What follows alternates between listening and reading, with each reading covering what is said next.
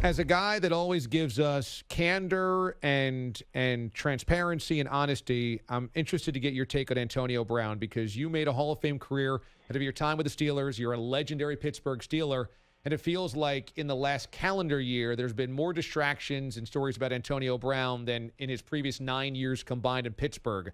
Do you think AB changed at all in the last calendar year?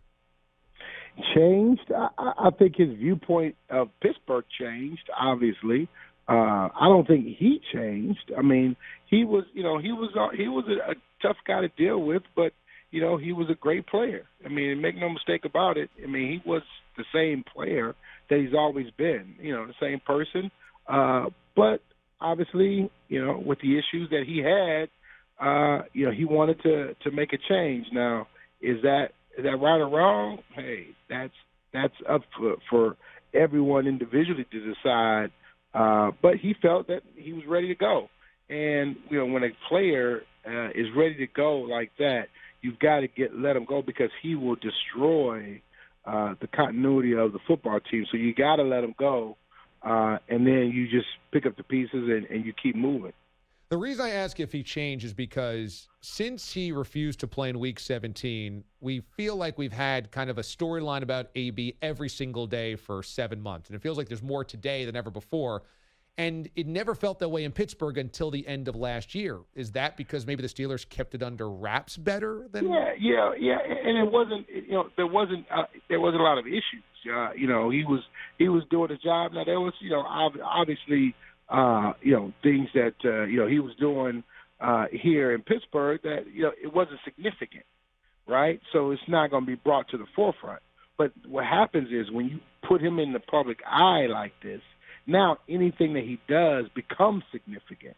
And I don't think that was the case because everything was hunky-dory in Pittsburgh. And so all those minor blips on the radar screen they were able to be, looked at as small issues and things that you can work through. But if you do remember, there was some things that happened when he was here.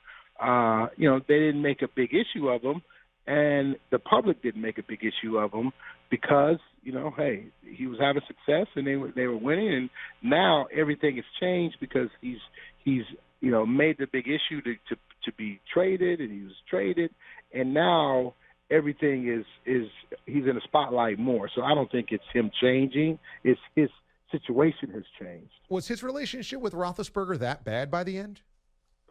You know what? I wish I could tell you that. I wasn't in the locker room. I have no idea. But here's what's telling for me. When it's one-sided like that, that's strange. If you don't have a good relationship with somebody, usually both guys know about it. And when Ben came out and said, well, I don't know where this is coming from, that just strikes me as being strange. Usually, if I don't like you and you don't like me, we both know about it. So, you're not going to come out and say, well, I don't know where this is all coming from. I think he's a great guy. If you don't like me, you're not going to say that. So that's what was strange for me when all this stuff came out, when Ben didn't have the same feelings against. I just was like, wow, that's strange. Usually, if you don't like a guy, you just probably won't say much. Hey, he decided to do what he had to do, and I wish him well. That kind of thing, right? But Ben came out and said, I didn't know where this was coming from. I thought we were, in a good space. So when you say that kind of thing, that means it catches you by surprise.